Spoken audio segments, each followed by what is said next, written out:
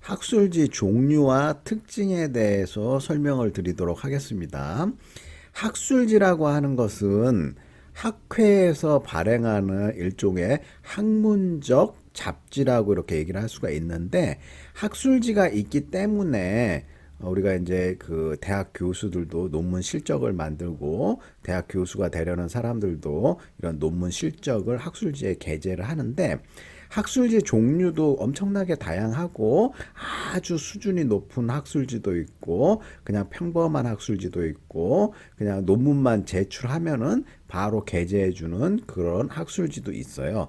그래서 이런 종류와 특징에 대해서 알아보고, 그 다음에 실적 계산하는 거라든지, 그 다음에 책임 저자, 저자의 종류, 뭐 이런 다양한 내용들, 그리고 이제 제가 어떤 학술지에 주로 활동을 하고 있는지 학회지를 좀 소개시켜 드리도록 하고, 뭐 잡다한 그 학술지에 관련된 설명들을 좀 해드리도록 하겠습니다.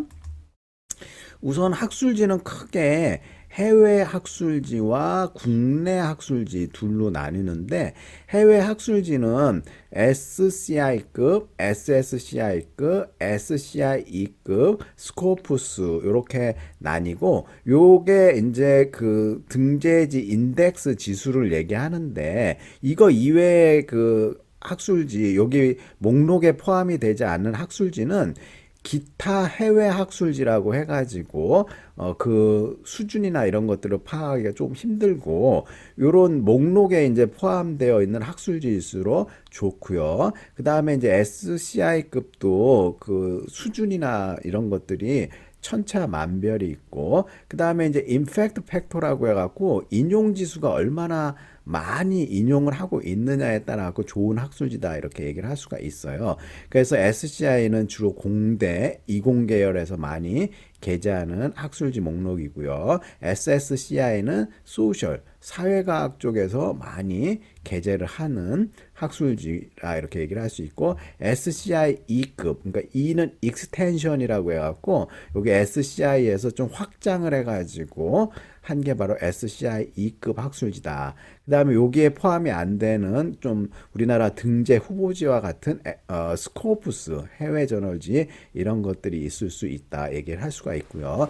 저도 이제 해외 학술지에는 시간과 노력과 비용이 어마어마하게 많이 들어가고, 현재 SCI급에 하나 게재했고요. 그다음 앞으로 게재돼서 나올 게 하나 있고, 또 SCI급도 준비하고 있는 게 하나 있어요. 그다음에 그 전에 이제 스코프스에 관련된 학술지 하나 게재한 게 있고요.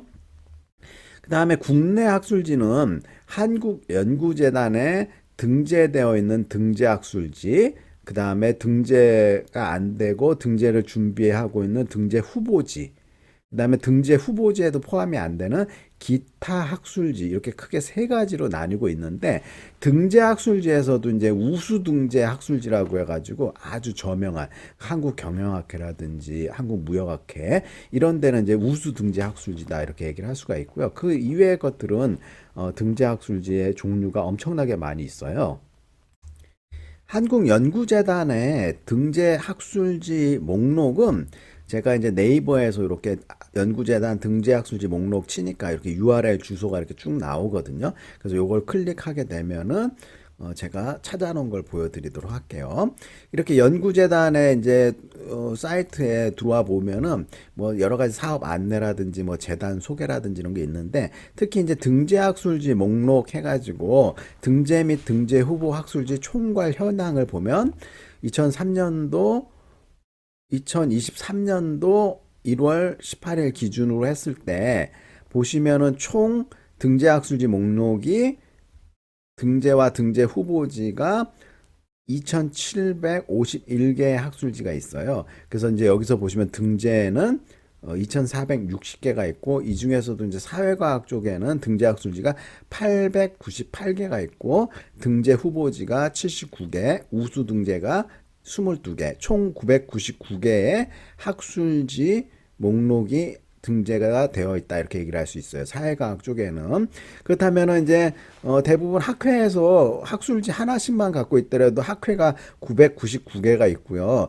경영학회 같은 경우에도 뭐 학술지를 경영학 연구라든지 뭐 몇 개씩 이렇게 소유를 하고 있거든요. 코리아 비즈니스 리뷰주라든지. 그래서 한 학회에서 뭐 두세 개씩 갖고 있는 경우도 있고, 일반적으로 이제 학회마다 학술지 한 개 정도씩 보유하고 있다 이렇게 얘기를 하고, 이 등재 후보지 같은 경우는 79개가 있는데 사회 쪽에는 여기 이제 열심히 노력하고 좋은 학술지를 많이 게재해갖고 등재지가 되려고 이렇게 노력을 많이 하고 있죠. 그래서 이제 등재 후보지가 되려면은 여러 가지 이제 기타 학술지에서 한 2년간의 정기적으로 매 분기별로 학술지를 게재를 하고 이런 요건을 통과했을 때 연구재단에서 후보로 올려주고, 후보를 일정 기간 몇 년간 잘 유지를 하면은 심사를 해갖고 등재지로 올려주고, 등재지 중에서도 아주 우수한 학술지들은 우수 등재라고 해갖고 이렇게 몇 개씩 지정을 극소수로 하고 있죠. 그래서 요 연구재단의 사이트를 통해 갖고 우리가 이제 등재학술지 숫자라든지 이런 거 볼 수가 있고, 연도별로 이제 증감 추세라든지. 의외로 공과대학이 학술지가 그렇게 많지 않네요. 230개로 돼 있네요, 등재학술지가. 자, 이런 것들을 우리가 참고를 해 보고요.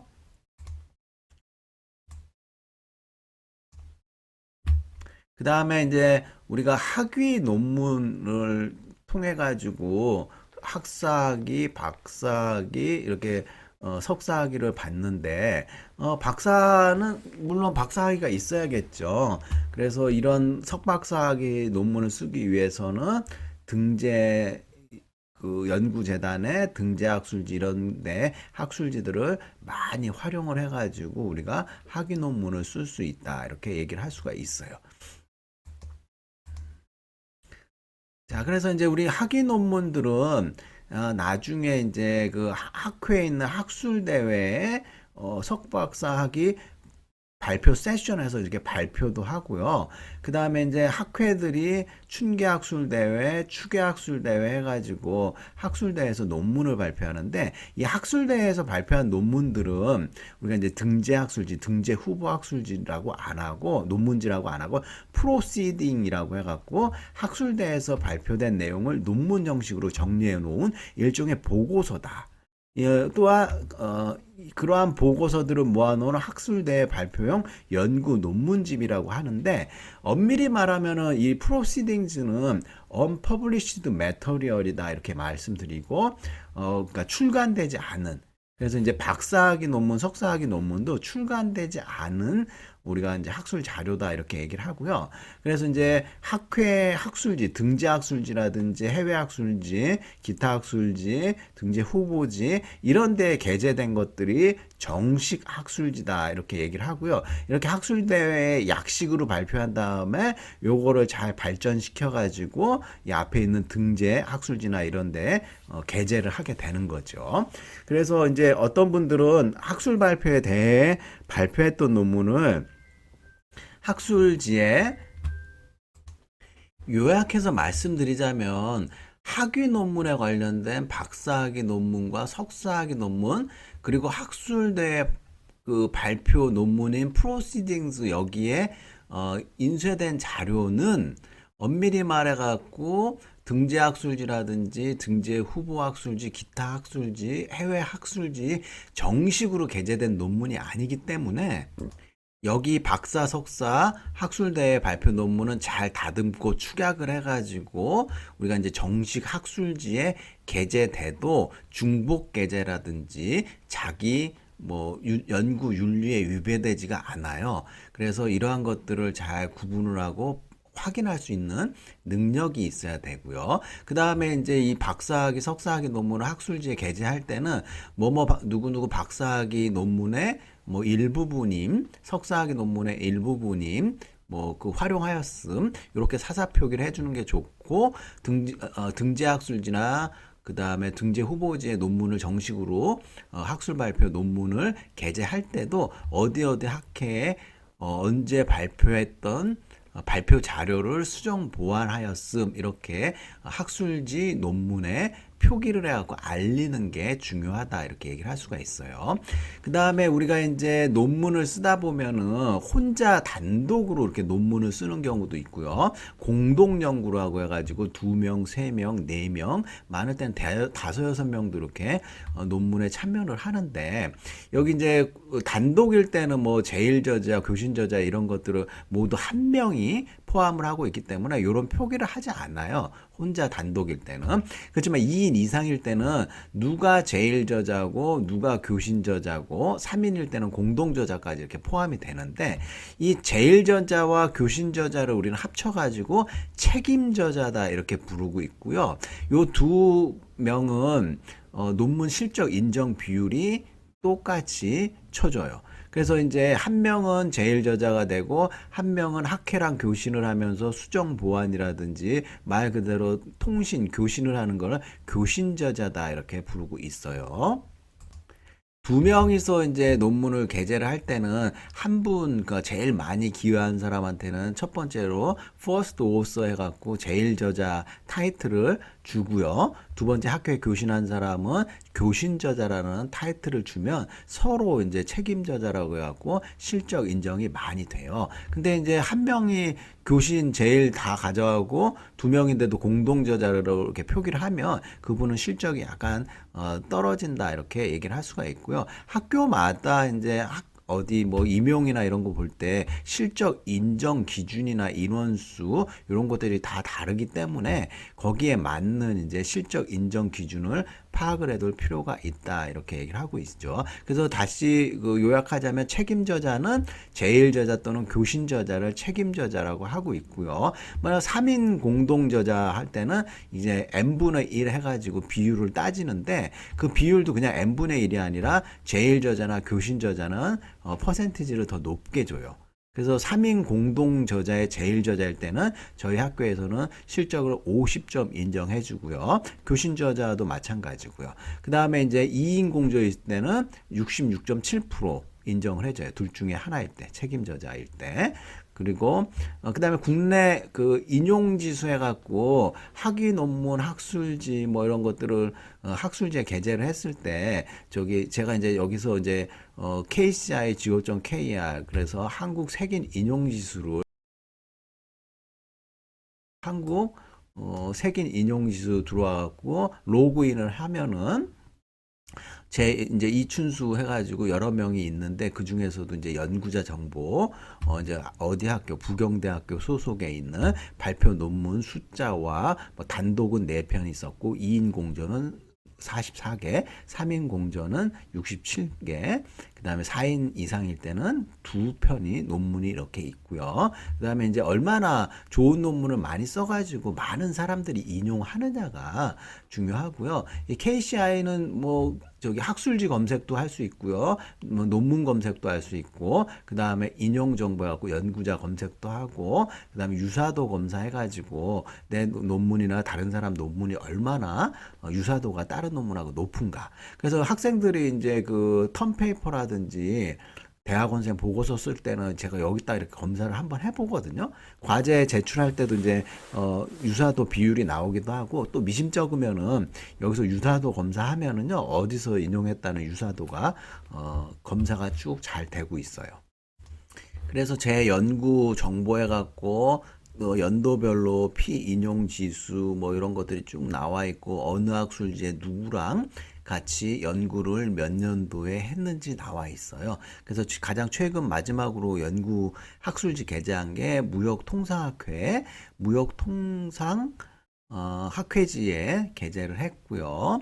그 다음에 이제 뭐 무역보험학회 근데 이름을 바꿔갖고 무역금융보험학회로 개명을 했어요.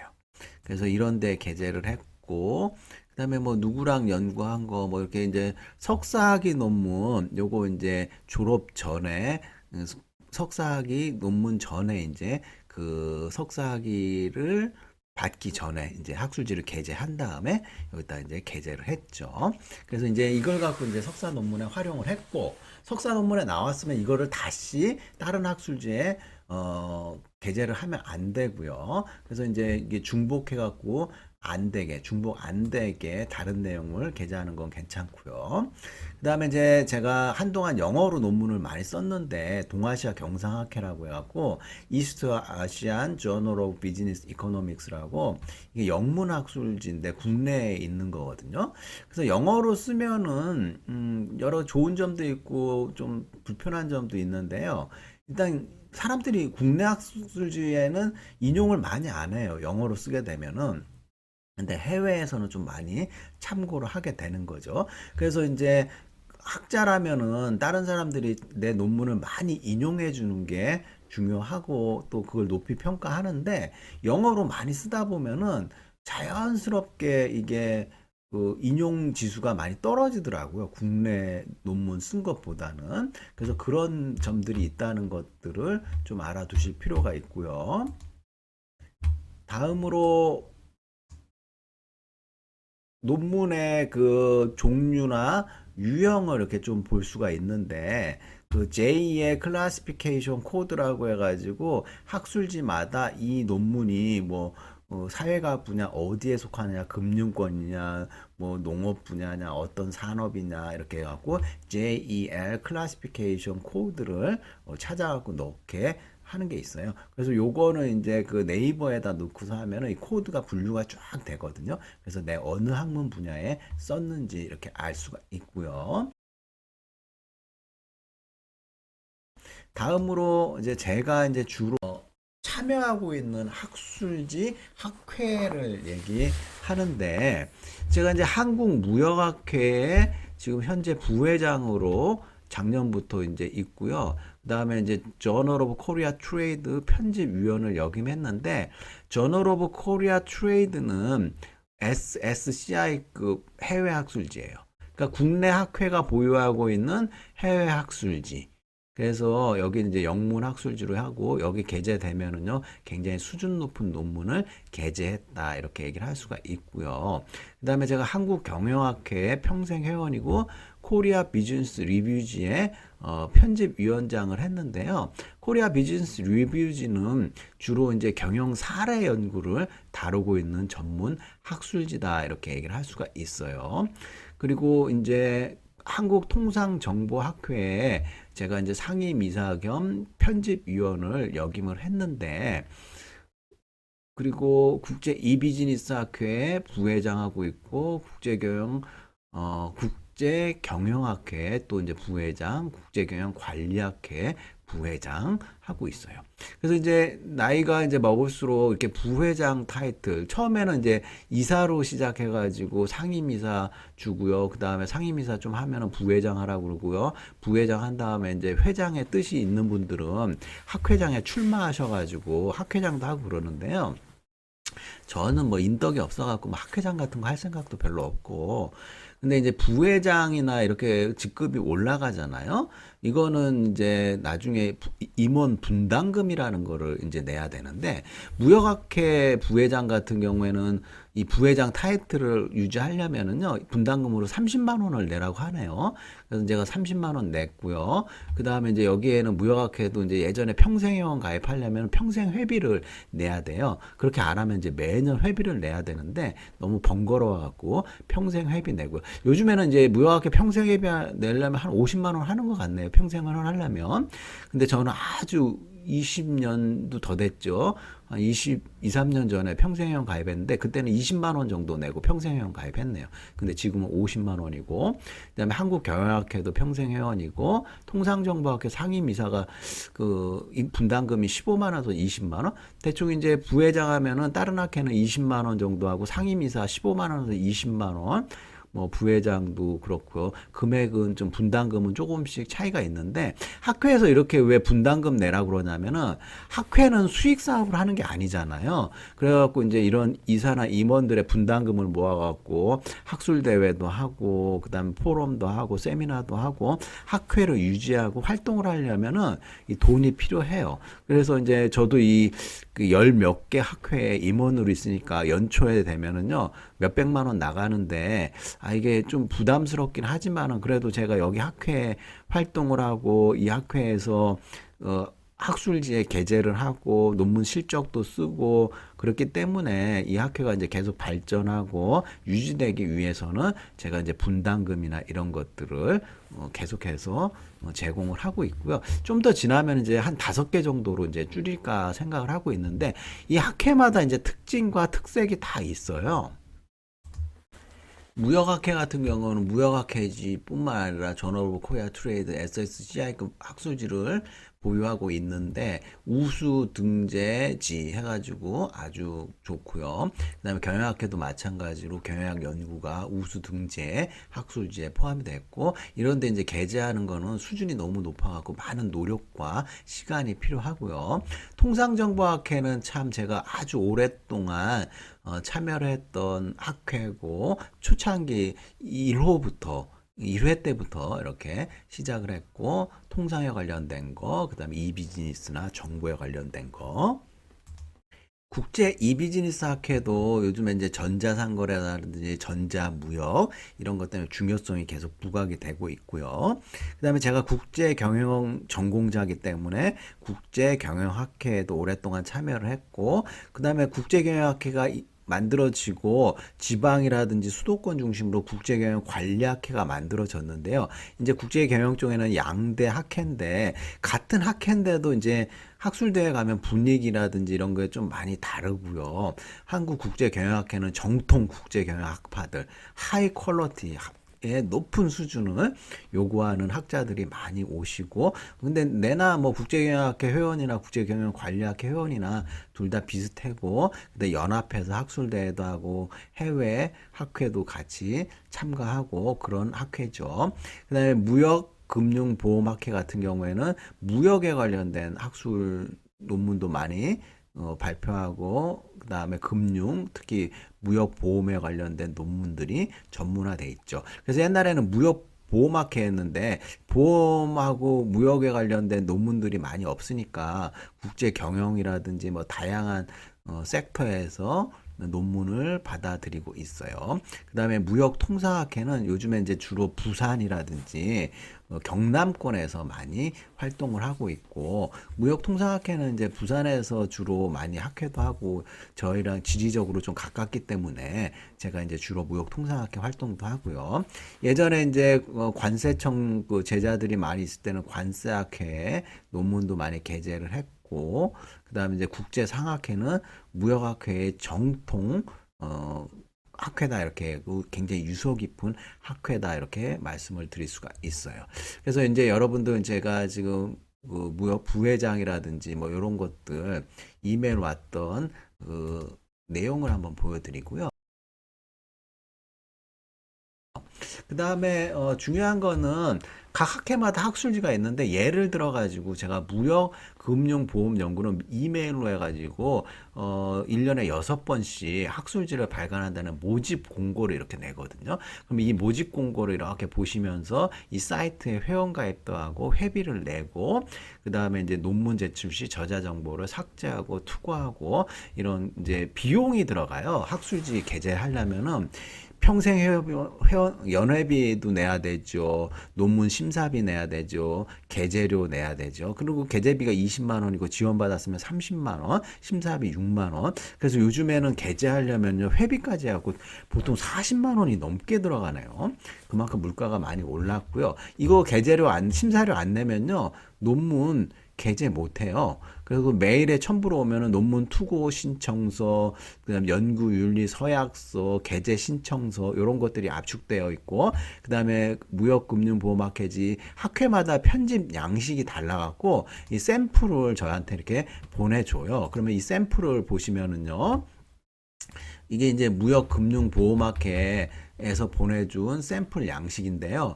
편집 기준 뭐 이런 거 세세하게 보고 요거에 다 맞춰가지고 논문을 편집해갖고 제출해야 돼요. 그래서 논문 크기, 편집 크기라든지 여백, 제목 크기, 절 제목 이런 것들을 엄격하게 각 학술지마다 이름표기라든지 인용 부호라든지 뭐 이런 것들이 다 세세하게 영문 이름 다 학술지에 맞게 표기를 해야 되고, 정렬, 테이블 모양, 그다음 표 제목, 그 다음에 글씨, 글꼴, 크기, 뭐 이런 거 다 일치를 시켜줘야지 되는 거죠. 그래서 학술지에 게재하는 게 이게 보통 일이 아니죠. 그 다음에 학술지 명칭은 해외 같은 경우는 이탈릭으로 해야 된다. 그 다음에 뭐 볼륨 넘버가 아니라 32 가로로 해야 된다. 뭐 페이퍼 페이지, PP 이렇게 들어가는 학술지도 있고 아닌 학술지도 있고요. 이렇게 콤마가 앞에 뒤에 따옴표 뒤에 안에 들어가냐 밖에 들어가느냐 이런 이제 참고문헌 표기도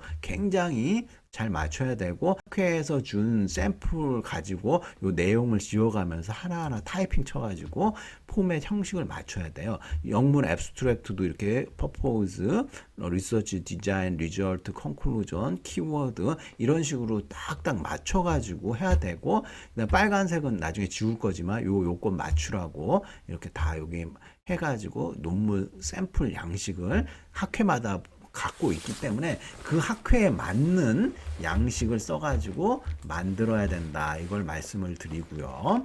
그 다음에 또 이제 이게 제가 한국무역학회 올해 30만 원 임원 분담금 내고 부회장으로 위촉이 돼갖고 위촉장이라고 해가지고 이렇게 임기 1년짜리 이 위촉장을 보내주시네요. 그래서 우리 요번에 회장님이 박석재 교수님께서 회장 되셔가지고요. 그래서 이렇게 위촉장 무역학회 부회장 이렇게 있고요. 옛날에는 우편으로 이런 거 줬는데 요즘에는 뭐 이메일로 PDF로 해갖고 바로 알아서 출력해서 쓰라고 이렇게 나오고 있고요. 그 다음에 또 하나 여기는 또 통상정보학회 또 요번에 분담금 냈더니 상임이사로 1년간 이렇게 위촉장을 통상정보학회에서 보내주셨네요.